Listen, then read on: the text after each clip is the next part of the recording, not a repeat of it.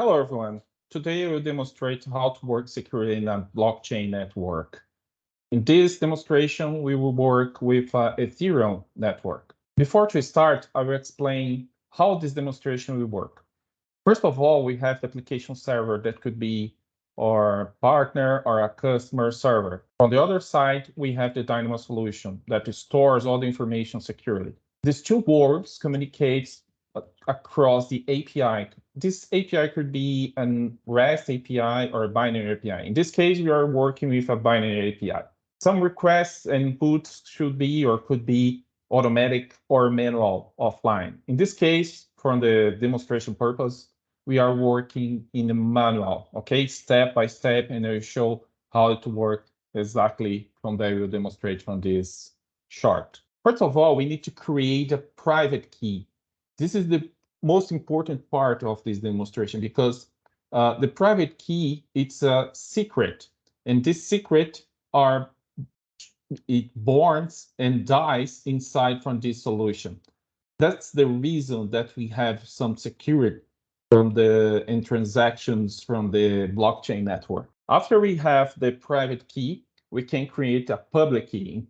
In practical terms, we have the blockchain address here. And this public key should be shared for everyone, okay?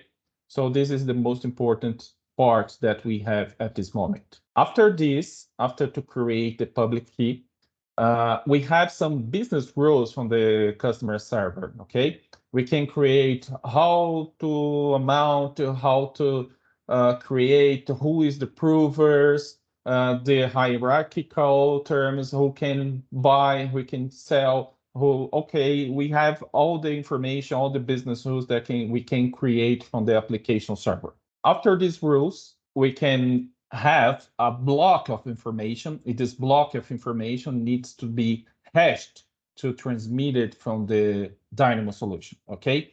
So in this information, basically, we have all the information from the transaction from the blockchain, like amounts, gas price, gas limit, who is receive, who is sender, of course, the amount of the value that we are transferring amounts from the blockchain in this case, okay?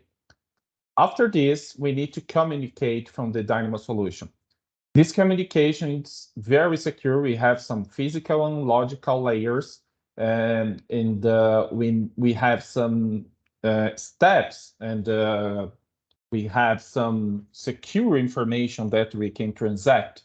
After all the information is correctly and the application is okay, I can deny or I can approve the information, okay?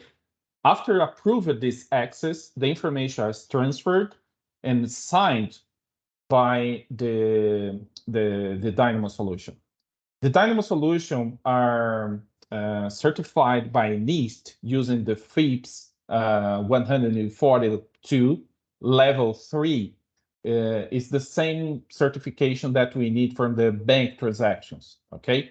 After this transaction, the application received the hash signed from the application.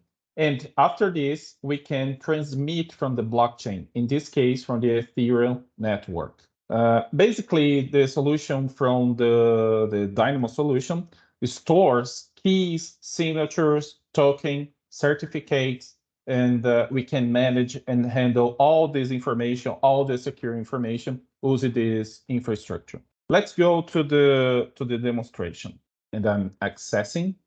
And first of all, I have the application here. We have some script designed in PHP. This screen above, we have the communication or the log or the traffic that we are monitoring our solution. This is the reason that we have here is to prove that all the solution is working fine. After this, we have my script that will generate a transaction from the Ethereum network. This script basically will create a hash or the information that we have, the amount, the sender, the receiver, and the gas, all the information that we need to do a blockchain transaction. After this, we have this hash. look at the above, that we have the count A that we can identify that's here. We have this information exactly here that we, after this message was signed by the HSM. Okay, so I send the information from the HSM.